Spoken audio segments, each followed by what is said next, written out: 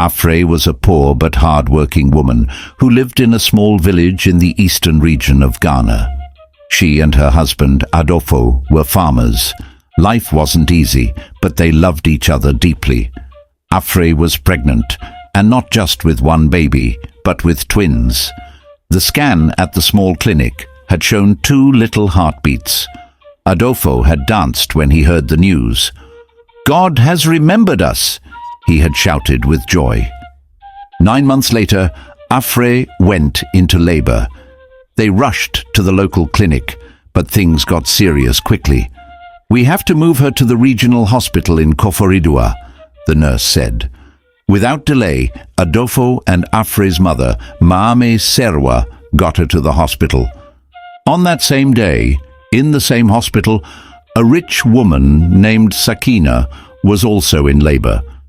She was 44 years old and had waited 25 long years to have a child. She had visited pastors, fetish priests, and the best doctors. Her husband was wealthy and her family too, but nothing had worked until now. Finally pregnant, her whole household was waiting with joy. But tragedy struck. Her baby didn't survive. "No, this can't be!" Sakina cried in the ward, holding the lifeless body of her newborn. The pain was unbearable. She had waited so long, suffered so much. Her dreams were shattered in one night. That's when something dark entered her heart. She called the midwife and the 2 nurses aside. "Please," she whispered desperately, "I'll give you more money than you've ever seen. Just give me a baby, even if it means swapping mine." The midwife looked shocked. "Madam, no, that's not right. That's someone's child." But money has power. When Sakina promised them a fortune, the nurses' hearts wavered. The midwife, who had once sworn to protect lives, found herself trapped between duty and temptation. Meanwhile, Afrey was in pain but strong.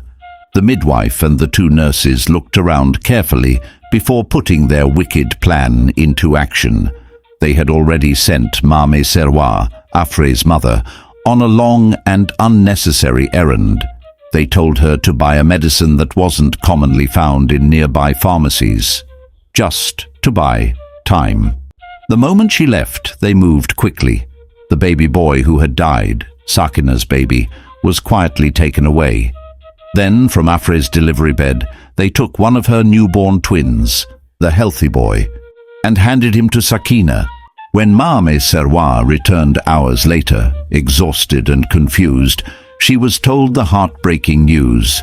Afrey delivered twins, the nurse said softly. But one, the boy, didn't make it.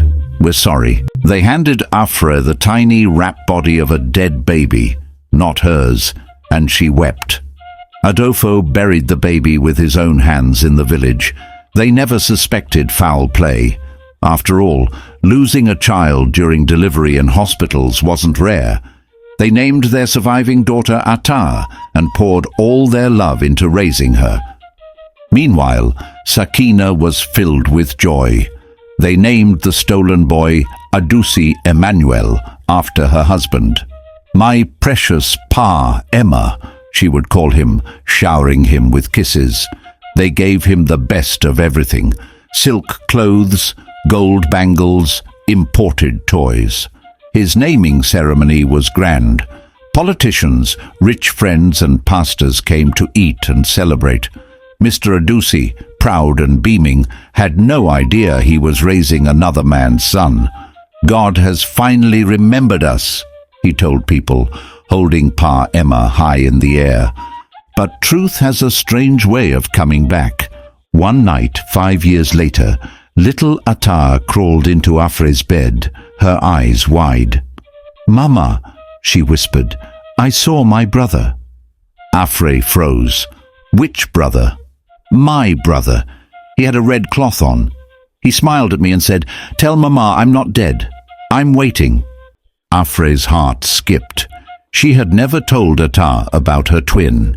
She had buried that pain deep inside, never wanting her daughter to carry that sorrow. She told her husband that night. Adolfo sat up slowly. "How did she know?" he asked, voice shaking. "We never told her, not even once." Both parents looked at each other in fear and wonder. Something didn't feel right. Something was calling from the past. From the age of 7, Emma, known by all as Pa Emma, began having strange dreams. Not the kind children usually have. These dreams felt real. Night after night, he would see a girl around his age with kind eyes and a soft voice. She would smile and whisper, "I am your sister." He didn't understand it at first, but the dreams kept returning. "Mama," he asked one morning over breakfast, "who is Atar?" Sakina dropped her spoon. "Where did you hear that name?" she asked, her voice trembling slightly. "She told me in my dream. The girl. She said she's my sister. She always looks sad, Mama." Sakina forced a shaky laugh. "Oh, Pa Emma, dreams are just dreams. Maybe you heard that name from TV." But deep down, Sakina was scared. The past was catching up. Every time she looked at her son, she remembered the day she stole him, the day she convinced the midwife and 2 nurses to switch the babies, the day she buried her shame beneath riches. But guilt has a way of whispering, even in silence. She lived in Accra with her husband and Emma, trying to enjoy the beautiful life they had built. But fear lived behind every smile. She was terrified that one day, somehow, the truth would come out. Far away in the eastern region, Afrey's life had taken a painful turn. Farming was no longer enough.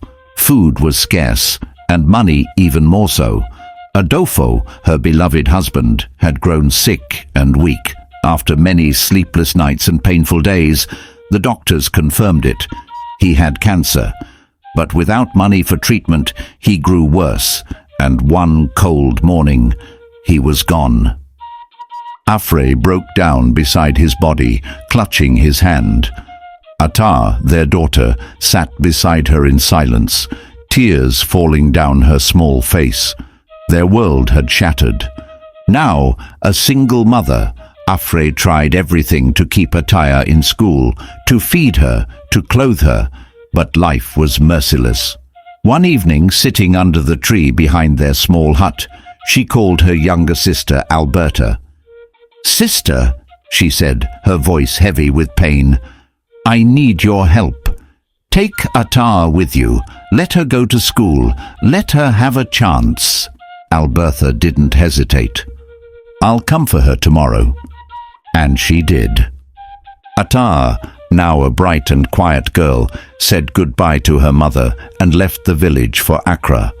Unknowingly, she was moving into the same city where her lost twin brother, Emma, lived. Living in Accra at Ashongman Estate with her auntie Alberta, Atar tried her best to adjust to her new life. Her aunt was kind and cared for her deeply, making sure she had everything she needed for school. But even with all the comfort, one thing never left Atar: the dreams. The same dream, over and over again. In the quiet of night, she would see a boy. He looked just like her, same eyes, same smile, and every time he would say, "I'm your brother. I'm not far." When she told Auntie Alberta, her aunt would smile nervously. "Oh, Atar, you just miss your father. It's only a dream. Don't worry yourself." But Atar didn't believe that. Deep inside, she felt a connection to someone she'd never met. Across town in the same city, young Pa Emma was also struggling with the same dreams, the same girl, the same words. "I'm your sister. Don't forget me." Whenever he told his mother, Sakina would grow tense. "Pa Emma," she would say, "stop talking like that. It's just imagination." But Emma couldn't stop the feeling. It was too strong, too real. Something was wrong somewhere. He could feel it. Both of them grew up well in Accra, attending good schools and performing excellently in class. They were both sharp, respectful, and loved by their teachers. And though they didn't know each other, their lives were moving in the same rhythm, like two drums beating from different sides of a village. Eventually, they both completed junior high school and passed with flying colors. But fate had another twist. They ended up in different senior high schools. Still, destiny wasn't done.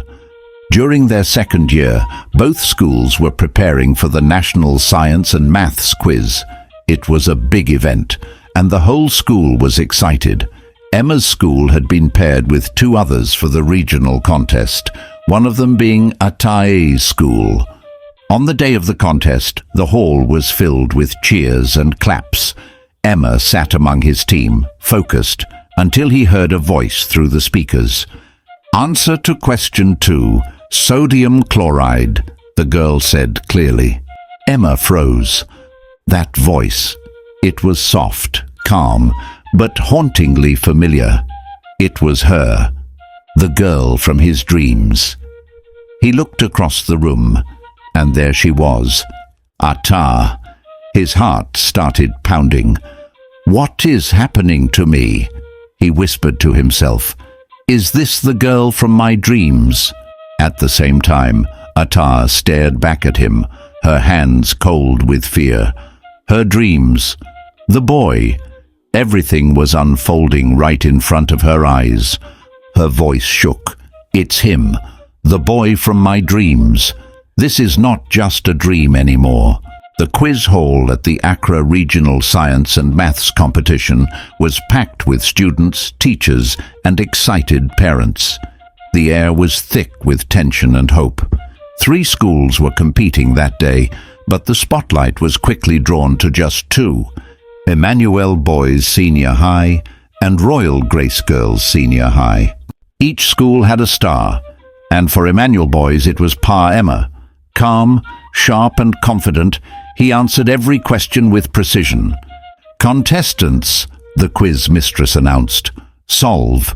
What is the derivative of 3x squared plus 2x? Without hesitation, Pa Emma pressed his buzzer. 6x plus 2, he said with a steady voice. Correct. The hall erupted with cheers. His teammates patted his back, and even his opponents nodded with respect. But across the stage, sitting tall and focused, was Ata Adofo, the pride of Royal Grace Girls. She was cool, calculating, and quick with answers that left the audience stunned. Identify the chemical formula for ammonium nitrate. Ata calmly buzzed. NH4NO3, she replied. Correct again. More cheers. Her confidence was radiant. The competition heated up. The lead kept shifting between the two schools, and it became clear to everyone. This wasn't just a quiz. It was a battle of minds and hearts. In the final round, the scores were neck and neck. The final riddle was a tough one. The audience held their breath. Pa Emma leaned forward. Ata's hand hovered over the buzzer. The quiz mistress spoke. This is a bonus riddle. I am used in medicine and explosives. My chemical formula has 2 nitrogen atoms. What am I? Both buzzed at the same time. Pa Emma? Nitroglycerin. Correct. The hall exploded in applause. But just as loud as the applause was the whispering. Wait, have you seen those 2? A teacher whispered to her colleague. They look so much alike. Yes, another student murmured. Same voice, same eyes, even the way they move their hands. The whispers turned into quiet discussions. Even students from other schools started talking. Are they siblings? They must be twins. When Pa Emma returned home that evening, he couldn't hold it anymore. Mama, he said firmly, the girl I've been seeing in my dreams, I saw her today. Sakina stiffened. She's real. Her name is Ata. "Mama, she's just like me. Please, watch the quiz on TV. You'll see what I mean." Sakina's heart dropped. Her face turned pale. "That name again," she whispered. She waited until late evening, turned on the TV and watched the replay. There they were, two brilliant minds, two matching voices, two identical faces, staring at each other like mirrors. And Sakina knew in that moment, the past was finally catching up. The final day of the National Science and Maths quiz had arrived, and the energy in the hall was electric. Banners waved, school chants echoed, and teachers wore their brightest clothes, hopeful their school would win. Among all the excitement, Pa Emma had only one thing on his mind: Atar. After days of dreaming, wondering, and watching her from a distance, he finally found the courage to walk up to her during a short break before the quiz began. He smiled nervously. "Hi, I'm Emma." Atar looked up, and for a moment the world stopped. "I know," she said softly. "I've seen you before, in my dreams." Emma's eyes widened. "Me too. I don't know why or how, but I feel like I know you." Then he said something that made her heart skip. "I'll help you win today." Atar smiled, her cheeks warm. "Then I'll help you win too." In that moment, something powerful passed between them, like electricity in the air. Their hearts beat in rhythm, like twin drums echoing across time. As the competition began, the questions grew harder. Every team was smart, sharp, and determined. This wasn't just a show. This was war. Tension built with every round. Teachers sat on edge. Fans held their breath. But Atar and Emma stood out again. They answered question after question with accuracy and calm confidence. They looked at each other from across the stage with secret glances and shy smiles, as if they were sharing a secret the rest of the world didn't know. Then came the final question, a deciding moment. The hall was silent. The quiz mistress asked, "Final riddle. I move without legs, fly without wings, and cry without eyes. What am I?" Both hands hovered above their buzzers, but Emma paused. He looked at Atar, his heart thudding. Then he lowered his hand. Atar buzzed in, "A cloud." "Correct!" The hall roared. Royal Grace Girls had won, and as the team celebrated, Atar looked over at Emma. He smiled and nodded gently. Later, they found a quiet moment backstage and quickly exchanged contacts. "I'll call you," Emma whispered. "I'll be waiting," Atar replied. That evening, Atar rushed home and told Auntie Albertha everything, the dreams, the boy, and how it all matched. She begged her to watch the quiz replay. Her aunt did. She sat silently, staring at the screen. The resemblance was stunning. The voice, the eyes, the smile, even the way they laughed. But after a long pause, she simply said, "Oh, Atar, sometimes strangers just happen to look alike. Don't let it confuse you." But Atar knew. Deep in her heart, she knew this wasn't just chance. After senior high school, Emma and Ataya kept their friendship alive through social media. Though they hadn't seen each other in person since the national quiz, they messaged often, laughing, encouraging each other, and slowly growing closer. It felt like something deeper than friendship, something invisible yet unbreakable. Every conversation made them feel more connected, more curious. One day, they decided it was time to finally meet again. "I want to see you," Emma texted. Atar replied instantly, "Me too. Let's make it this Saturday." Excited, Emma told his mother, Sakina, "Mama, my friend from the quiz is coming to visit this weekend." Sakina's heart skipped. "A girl?" she asked carefully. "Yes," Emma smiled. "You'll like her. She's really smart." Though she tried to act calm, Sakina's chest grew tight with fear. The dreams, the resemblance, the name, it all came back. Mr. Adusi, Emma's father, had returned from his business trip abroad and was now home. Emma also told him, "Dad, my quiz friend is visiting tomorrow." "That's good," Mr. Adusi smiled. "It's always nice to stay connected with smart people." But for Sakina, that night was sleepless. When Saturday morning came, Sakina was already up and pacing the living room. She had made up her mind. She had to see the girl before Emma did. She needed to know for herself. At exactly 10:15 a.m., Emma's phone rang. "Atta is at the gate," he said, jumping up. But before he could move, Sakina stopped him. "Wait, let me go and open the gate for her." Emma was confused but nodded. "Okay." Sakina walked to the gate slowly, her palms sweating, and then she saw her. Atta stood there in a simple dress, smiling politely. But Sakina froze. Her eyes widened, her breath caught in her throat. It was like staring at a female version of Emma. Same height, same face, same voice, same smile. The world spun. "Hello, Ma," Atta greeted. "I'm here to see Emma." Sakina stared at her. She couldn't hide the fear in her eyes. "What are you looking for here?" she asked coldly. "Oh, I'm Emma's friend.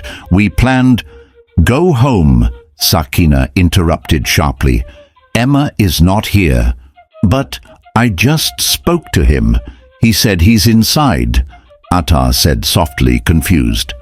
"I said go," Sakina snapped. "He's not here. Don't come back." Before Atta could say another word, Sakina shut the gate. Bam! Atta stood outside the gate for a moment, frozen, unsure of what had just happened. Her heart felt heavy.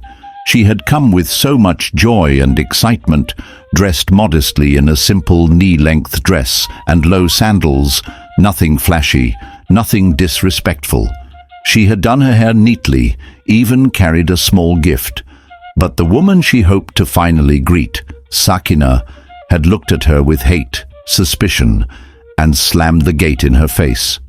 She turned slowly, fighting back tears, and walked away without even calling Emma. The embarrassment and confusion burned too deep. Her chest ached. Why would she say Emma wasn't home? I just spoke to him. Back inside, Emma sat waiting in the living room, his eyes on the gate. After a long pause, he asked, "Mama, where is Atta?" Was that her? Sakina's face was calm, but her voice was sharp. "Honey," she began, turning to her husband, "can you imagine the kind of girl our son almost brought here, almost half naked, looking like a street girl, like a prostitute?" Emma's mouth dropped open. "What?" She was showing her legs, chest open like she had no shame. "I didn't let her in. That girl would spoil our son's future. I protected him." Mr. Adusi's face darkened. "That's good of you, dear," he said firmly. "Very good. We don't need such people in our home." "Exactly," Sakina nodded. "We've trained Emma well. He doesn't need such bad influence."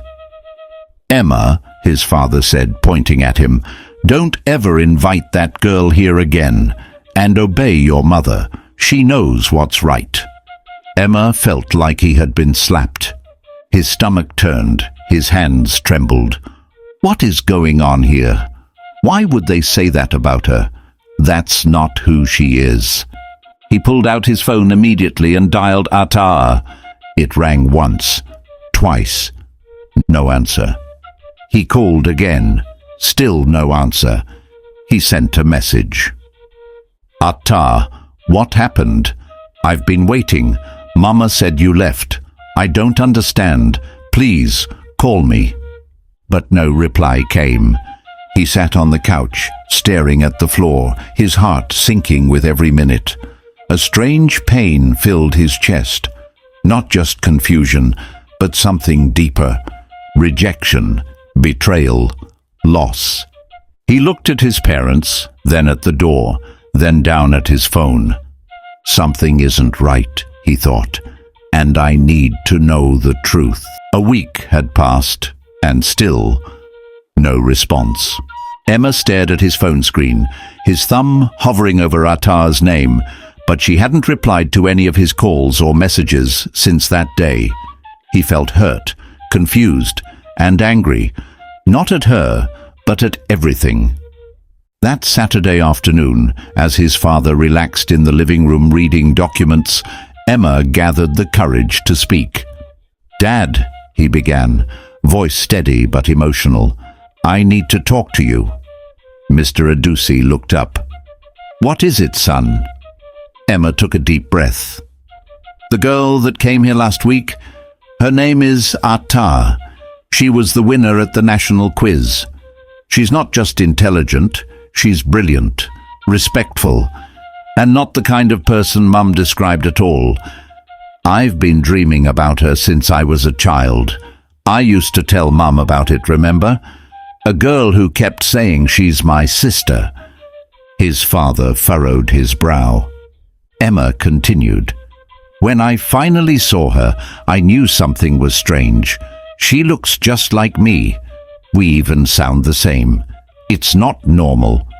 "Enough!" Mr. Adusi snapped suddenly, standing up. "Stop saying that nonsense. Leave my face, Emma. Now!" Shocked, Emma stepped back and quietly left the room, but his words echoed in the heart of his father. Left alone, Mr. Adusi sat back down and stared into space. He had never heard his son speak with such conviction. The resemblance, the voice, the dreams. He stood up slowly and walked to the security room. "Let me see that CCTV footage," he muttered to himself. And as he pressed play, destiny itself began to breathe closer. Before the final episode drops, dear viewer, there's a lesson here that speaks to all of us. What goes around truly comes around. The secrets we hide in darkness have a way of crawling into the light, whether today, tomorrow, or in years to come. Like the Chinese bamboo tree, which lies hidden beneath the soil for years, showing no sign of life. But when its time comes, it shoots up faster than any other tree, growing tall and strong in just a few weeks. That's how truth works. You may bury it, delay it, or silence it, but once it begins to rise, no one can stop it. Will destiny finally reunite the lost twins? Subscribe now to Ananse Web of Tales as we prepare for the final episode. Don't miss the twist that will shake everything. Like, comment, share, and let us know in the comments where you're watching from.